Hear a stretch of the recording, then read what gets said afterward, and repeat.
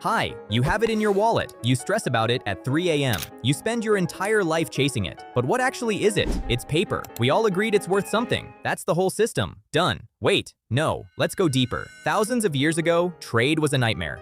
You're a farmer, I'm a fisherman. You want fish? I want apples. Simple, right?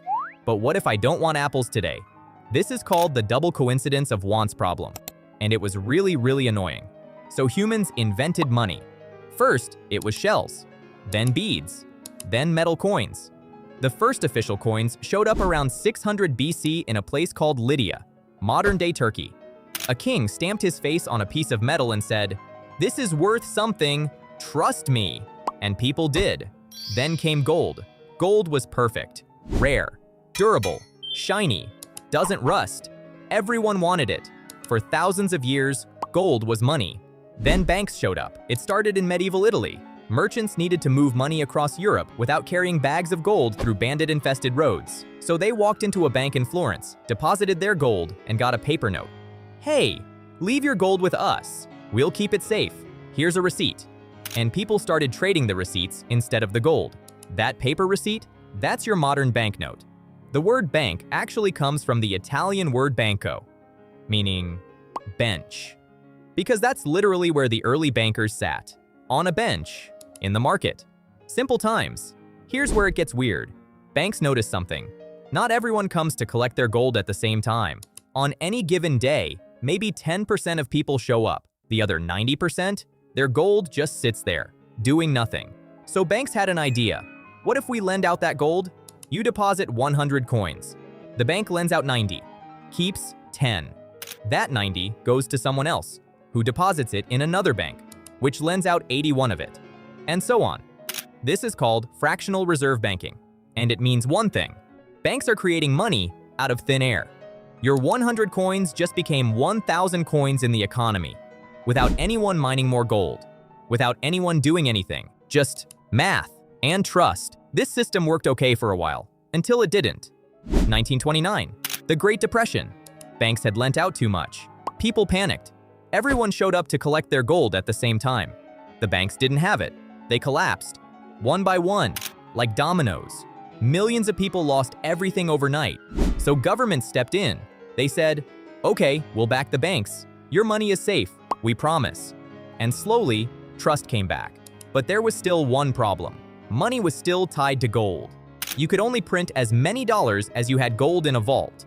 That felt limiting. So in 1971, US President Richard Nixon made one of the most consequential decisions in economic history. He looked at the world and said, "We're done with gold." And just like that, the dollar was no longer backed by anything physical. This is called fiat currency, from the Latin word fiat, meaning let it be done. In other words, money is worth something because the government says so. That's it. No gold, no silver, no nothing. Just a government, a printer, and your trust. And who controls how much money exists? Central banks, like the Federal Reserve in the US, or the European Central Bank. They sit in big, important buildings and make very serious decisions about numbers. They can literally create money out of nothing, by buying government bonds, by lowering interest rates, by a process called quantitative easing, which is just a fancy term for printing money. During COVID, the US alone created over $3 trillion in a few months.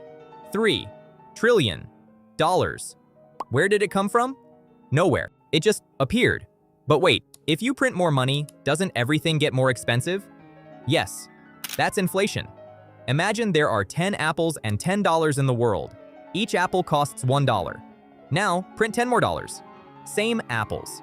Now, each apple costs $2. Your money got worth less, without anyone stealing it.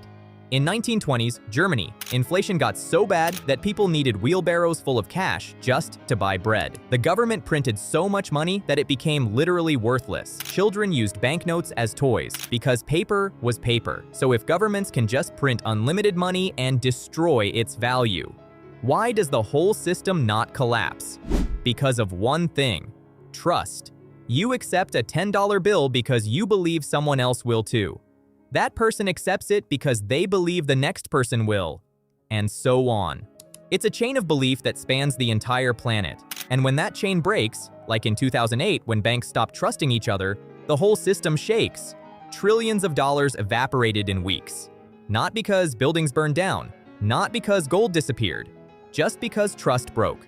This is why some people turn to Bitcoin, a currency not controlled by any government, not backed by trust in any institution, just math, code, a decentralized ledger that no one owns.